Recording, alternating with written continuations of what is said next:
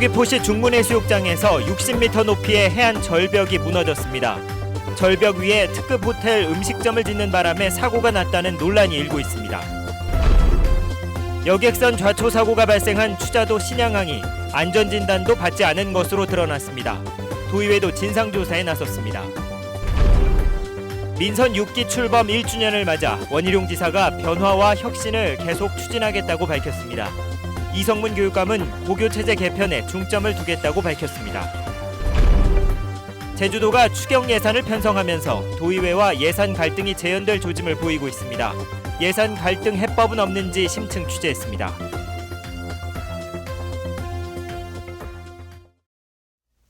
여러분 안녕하십니까? 뉴스데스크 제주입니다. 해수욕장 개장 첫날부터 아찔한 사고가 발생했습니다. 서귀포시 중문해수욕장에서 높이가 60m나 되는 절벽이 무너져 내렸습니다. 다행히 인명피해는 없었지만 절벽 위에는 특급 호텔 건물이 있어 자칫 대형 사고로 이어질 뻔했습니다. 박주연 기자가 보도합니다. 울창한 숲으로 푸르던 해안 절벽이 마치 손톱으로 핥힌 듯 검붉은 속살을 드러냈습니다. 토사와 나무가 무너지면서 폭 5m의 길이 나버린 60m 높이의 절벽 위에는 건물이 아슬아슬하게 서 있습니다. 올레길로 이어지는 주변 산책로는 출입이 전면 통제됐습니다. 흙더미가 쏟아져 내리면서 통째로 뽑힌 나무들이 그 당시 위력을 보여주고 있습니다. 산사태가 발생한 곳은 영화 쉬리의 촬영지로도 유명한 제주 신라호텔의 쉬리 언덕입니다. 지난 5월 문을 연 호텔 휴게점 바로 아래쪽이 무너져버린 겁니다. 메르스 사태로 중단됐던 영업을 오늘부터 재개할 예정이었지만 곧바로 폐쇄됐습니다. 이틀 동안 비가 많이 왔었어요. 서울에. 네, 주변 얘기 준비하다가 풀이 좀 내려갔네? 무적 이렇게 밑에 봤더니 많이 내려갔구나 해가지고 자체 신고를 한 거죠. 호텔 측이 전문 업체에 맡겨 안전진단에 들어간 가운데 건물 공사로 집안이 약해졌을 가능성이 제기되고 있습니다. 건물을 짓으면서 원집안이 좀 그전에 우리가 집안이 약해져가지고 흙을 내놔야 되는 건데 제주도는 안전진단 결과에 따라 무너진 해안 절벽을 복구한 뒤 호텔 휴게점 건물에 대한 사용허가 여부를 결정할 예정입니다. MBC 뉴스 박주연입니다. 여객선 좌초 사고가 발생한 뒤 부실 공사 의혹이 일고 있는 추자도 신양항이 안전진단도 실시되지 않은 것으로 드러났습니다.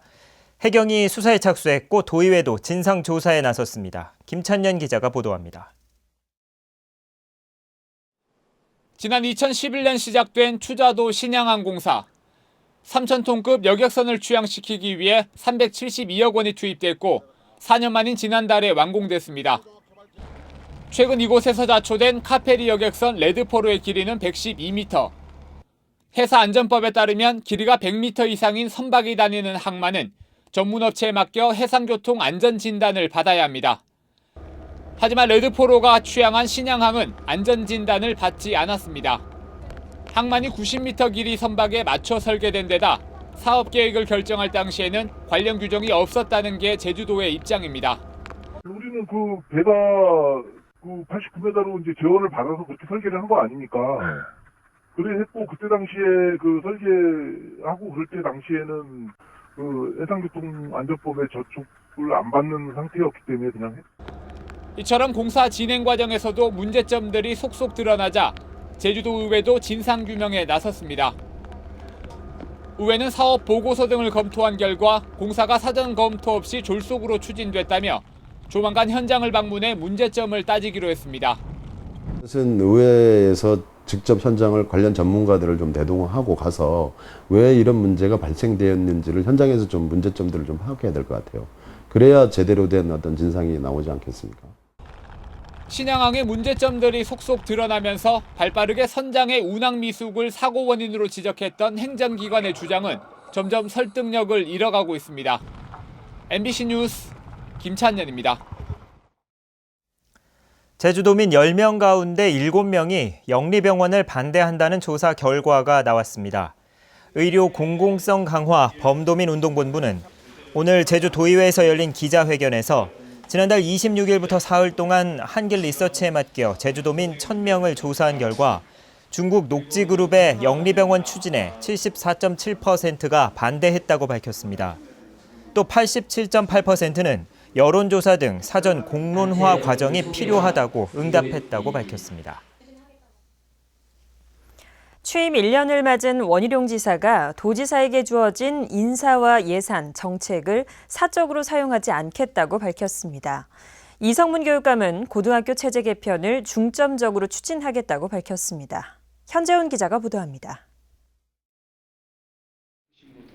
취임 1년을 맞은 원희룡 지사는 지난 1년이 땅을 고르는 과정이었다면 올해부터 변화의 나무를 심고 5년 뒤에 도민들에게 열매가 돌아갈 수 있도록 책임 행정을 하겠다고 말했습니다.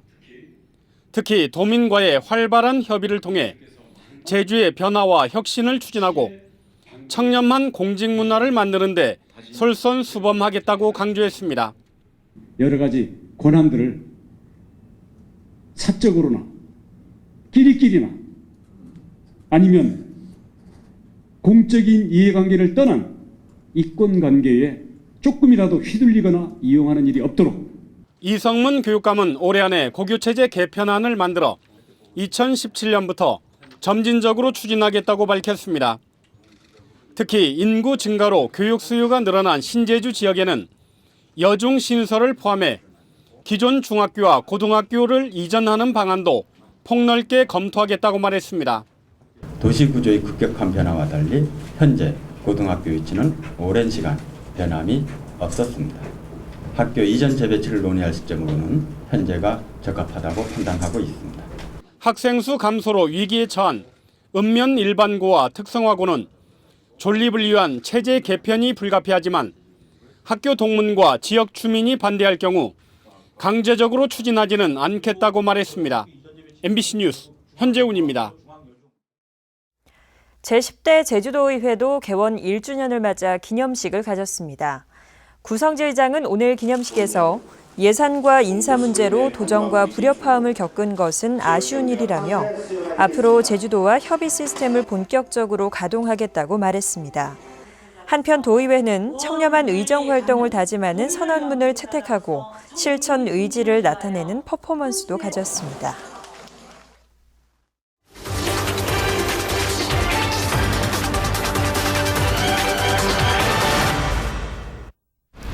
제주도가 올해 제2회 추가 경정 예산안을 도의회에 제출한 가운데 다음 주부터 열리는 도의회 정례회에서 이번 추경안에 대한 심사가 진행됩니다. 하지만 추경안 처리 방식을 놓고 제주도와 도의회 사이에 이견이 생기면서 예산 갈등이 재현될 조짐을 보이고 있는데요. 이번 추경안의 내용과 처리 전망을 심층 취재했습니다. 제주도가 편성한 추가 경정 예산은 당초보다 8.2% 증가한 4조 1,300억 원 규모입니다. 메르스 직격탄을 맞은 제주 경제를 살리기 위해 중소기업 특별 경영 안정 지원 자금 100억 원과 관광 마케팅 비용 등 280억 원이 포함됐습니다. 분야별로는 사회복지 분야가 7,600억 원으로 가장 많고 일반 공공행정 5,600억 원, 환경보호 분야 4,900억 원 등입니다. 관광객 감소라든지 그런 경제적 위기를 극복하기 위해서 그거에 따른 경제 활성화 대책 예산으로 저희들 반영을 하였습니다. 이번 추경안 편성에는 이호조 시스템이 도입됐습니다. 실무 부서에서 필요한 사업인지 검토한 뒤 담당자가 예산 항목과 금액을 전산으로 입력하고 자동으로 취합하는 시스템입니다. 이렇게 되면 이익단체들이 도지사나 예산부서에 민원을 제기하거나 압력을 넣어 끼워 넣는 이른바 쪽지 예산을 없앨 수 있다는 겁니다. 모든 이 예산과 행정력과 제주 사회의 여러 가지 어떤 집단들의 이런 서로 물고 물리는 이런 관행을 변화를 할 수 있지 않나. 제주도는 이와 함께 예산 심사 과정에서의 증액 불가 원칙을 내세우고 있습니다. 편성한 예산이 삭감되더라도 다른 부분으로의 증액 없이 예비비로 남겨둬야 한다는 건데 이를 두고 제주도와 도의회 사이에 또다시 충돌이 우려되고 있습니다. 추경 예산 편성을 앞두고 도의원들은 지역 민원 사업들을 반영해달라고 제주도에 제출했습니다. 하지만 제주도가 편성한 추경 예산의 15% 정도만 반영되면서 반발이 일고 있습니다. 원희룡 지사의 요구에 따라 사업계획서도 제출했지만 주민들의 요구를 행정이 외면하고 있다는 겁니다. 열심히 지역 의견들을 수렴들을 해가지고 시급한 사안들 한다고는 하지만 현장에서 얘기 나오는 예산들에 대한 요구들을 정말로 형평성 있게 짜고 있는가, 그런 거에 대해서는 의문시되는 부분들이기 때문에 제주도와 의회는 지난 3월 예산 제도를 개혁하기로 합의했지만 아직까지 협의체도 구성하지 못한 상황.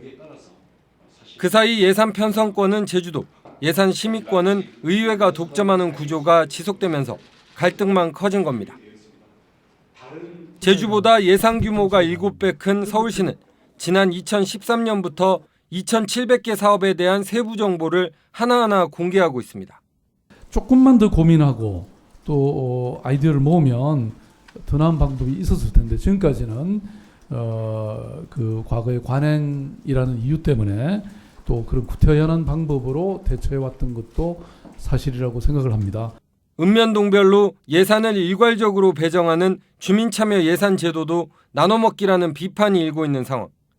시민 제안과 심사, 온라인 주민투표까지 거치는 서울과 광주 등의 사례도 참고해 볼 만합니다. 현재 예산 편성 과정에서는 사실상 주민 참여가 봉쇄된 상황입니다. 그래서 예산 편성 지침, 그리고 방향성, 구체적인 내역에 대해서도 주민들이 참여할 수 있는 방향으로 주민 참여 제도가 확실히 개선돼야 할 것으로 보여집니다. 수십 년째 이어져온 묻지마식 예산 편성과 집행. 그러나 제주도나 도의회 모두 목소리만 높을 뿐 변화의 속도는 더딥니다. 시민사회가 보다 적극적으로 개입하고 감시해야 할 이유이기도 합니다. MBC 뉴스 권혁태입니다. 메르스 여파로 제주 지역 기업들의 체감 경기가 급격히 악화됐습니다. 한국은행 제주본부에 따르면 6월 업황 기업 경기 지수는 75로 한 달 전보다 16포인트가 떨어져 지난 2013년 2월 이후 2년 4개월 만에 최저치를 기록했습니다. 관광 서비스업 등 비제조업이 17포인트 하락했고 음식료품을 중심으로 제조업도 8포인트 하락했습니다. 한편 7월 업황 전망 지수는 80으로 한 달 전보다 13포인트 하락했습니다. 제주 지역 신규 시내 면세점 운영 사업자가 오는 10일 결정됩니다. 관세청은 오는 10일 제주 지역 시내 면세점 신규 특허를 신청한 3개 업체를 대상으로 사업계획 발표와 질의응답 방식으로 심사를 벌여 사업자를 선정할 계획입니다. 제주 지역 면세점 신규 특허에는 엔타스 듀티프리와 제주관광공사, 제주 면세점 3곳이 신청서를 제출했습니다. 제주 곶자왈을 체계적으로 관리하는 내용의 제주특별법 개정안이 발의됐습니다. 새정치민주연합 김우남 의원이 대표 발의한 개정안은 현재 생태계와 지하수, 경관 보전지구로 분류된 관리 보전지역에 곶자왈 보전지구를 추가하는 내용입니다. 개정안이 통과되면 제주도는 곶자왈의 특성에 따라 등급을 세분화하고 훼손 방지책을 마련할 수 있게 됩니다. 뉴스데스크 제주였습니다. 고맙습니다.